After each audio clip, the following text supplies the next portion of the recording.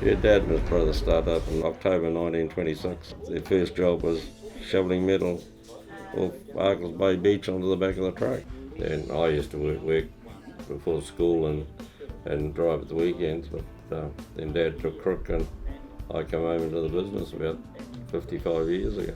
We mainly just do livestock and bulk haulage and metal. My name's Dave Cassidy and I work for Neville Brothers in Silverdale. Yeah, I've been working in the industry since I was about 18. Done pretty much everything, tried everything. Was an owner driver with Main Freight for 11 years doing general freight, and now been with Neville Brothers for 4 years. This unit carts metal all day from the quarry. It's spec'd with a larger size bin, so I can cart sawdust, firewood, mulch, bulk products, but pretty much its primary job is to just cart metal out of the quarry. The reason that Kelvin specs the Fuso Fighters is the fact that they have such an amazing tear weight.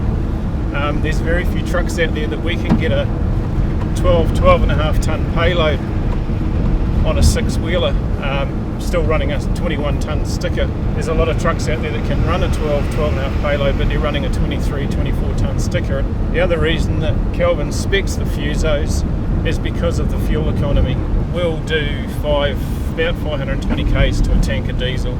They're 280 horsepower and they seem to go everywhere, and narrower than the 430s were or 470s, and you find them a lot easier now with this cross section selling. We've got about a 2.6 gap to go down beside the house. Well, the amount of people ask you, can you send one of the fighters to do the job? Well, like we've had a good run at them, and they're light and you can put a 12 tonne payload on them. I mainly run local work, but we will travel anywhere from the Bombays right the way up to sort of Whangarei. I find that 280 horsepower is more than adequate for what we do. They're turbocharged and intercooled, but it will haul all day. The Eaton transmission's well matched to the truck. It's probably no different from driving the family car, but just 4 more gears.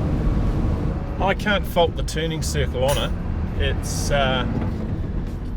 It's pretty sharp, to be honest. We do a lot of home deliveries, a lot of really difficult sites. Anything you can't put a big truck in, we get sent for it. There's a lot of places I can put this truck that you just daren't take another truck in there because they sink like a rock. We do a lot of rural work on farms and off-road. They're unstoppable. There's places I've put this fighter that I would have been scared putting my Hilux. You put the diff lock in this and just take your time, and it will climb in and out of anywhere. 1973 we put our first Fuso on the road. RFL got one to try and Winstone's got one to try when they first brought them out in 72. Been dealing with Brian Gould, and then he got the dealership in Fuso, so we stayed with Brian. No, once we brought our first Fuso, at one stage I think we just had all Fusos in it. I think there's currently about 35 trucks. Kelvin keeps all of the trucks mobile. There's a very rare occurrence that one's off the road unless it's major work or renovation. The steering seems to smooth out all the bumps. It's not like some of the older gear that we've had. You're literally hanging on for dear life. When it's loaded, it rides really nice. It's got a pretty high spec Verhausen seat in it, which smooths out the bumps before you tend to get trampolined off your seat.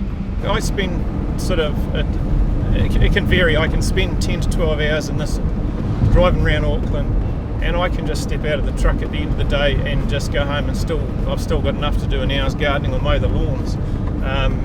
Days gone by, you literally hopped out of your truck and you were a broker man at the end of the day. But I must admit, the seat that they spec in these fighters just makes a huge difference.